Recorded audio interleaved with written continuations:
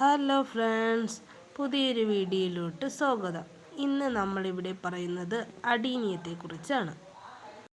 ആദ്യമായി നമുക്ക് പ്രൂണിങ് ചെയ്യുന്നത് എങ്ങനെയാണെന്ന് നോക്കാം. അതിനായി നമുക്ക് നന്നായി വൃത്തിയാക്കിയ ഒരു പിച്ചാത്തിയോ അല്ലെങ്കിൽ ബ്ലേഡോ എടുക്കുക. അതിനുശേഷം അതിൻ്റെ നടുക്ക് ഭാഗത്തായി വെച്ച് നമുക്ക് മുറിച്ച് കൊടുക്കാം. അതിനുശേഷം ഞാൻ സാഫ് അതിൽ പുരട്ടി കൊടുക്കുന്നു. സാഫ് ഒരു ഫംഗിസൈഡാണ്. ഇത് എല്ലാ നഴ്സറികളിലും ഓൺലൈനായിട്ടും നമുക്ക് കിട്ടും. ഈ മുറിച്ച ഭാഗം ഞാൻ ആ ചട്ടിയിൽ തന്നെ വെച്ച് കൊടുക്കുന്നു.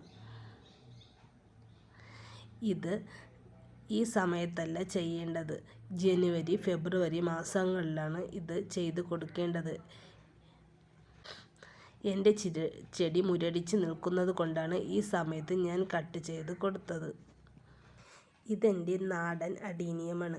നല്ല ഹൈറ്റ് ഉള്ളത് കൊണ്ട് തന്നെ ഞാൻ ഇത് നേരത്തെ കട്ട് ചെയ്തിരുന്നു.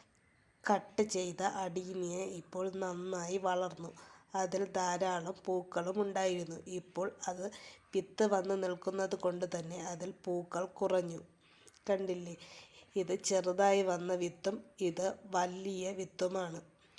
ഈ വലിയതായി നിൽക്കുന്ന വിത്ത് കുറച്ച് ദിവസം കഴിയുമ്പോൾ ഉണങ്ങും. അപ്പോൾ ഇതുപോലെ നമുക്ക് അതിൻ്റെ ചുവട്ടിലോ മറ്റ് പോട്ടിലോ ഇട്ട് നമുക്ക് പൊടിപ്പിച്ചെടുക്കാം. ഇതിൻ്റെ ചുവട്ട് നിൽക്കുന്നത് ഇത് കുറച്ച് ദിവസത്തിന് മുന്നേ എനിക്ക് കിട്ടിയ വിത്ത് ഞാൻ മുളപ്പിച്ചെടുത്തതാണ്. ഇതുപോലെ നമുക്ക് വിത്തിൽ നിന്നും ധാരാളം തൈകൾ ഉണ്ടാക്കാൻ കഴിയും. ചെറിയ തൈകൾ ആദ്യം നമ്മൾ മണലിൽ നട്ട് വെച്ചതിന് ശേഷം അത് വലുതാകുന്നത് വരെ വെയിറ്റ് ചെയ്യുക. അതിനുശേഷം മാത്രം വളം കൊടുക്കുന്നതാണ് നല്ലത്. ഇത് അതുപോലെ നേരത്തെ പൊടിപ്പിച്ചെടുത്ത തൈകളാണ്.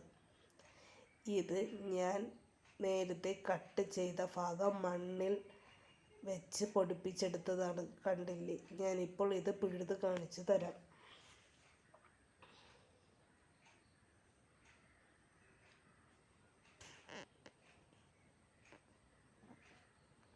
നന്നായി ഇതിൽ വേര് വന്നിട്ടുണ്ട്.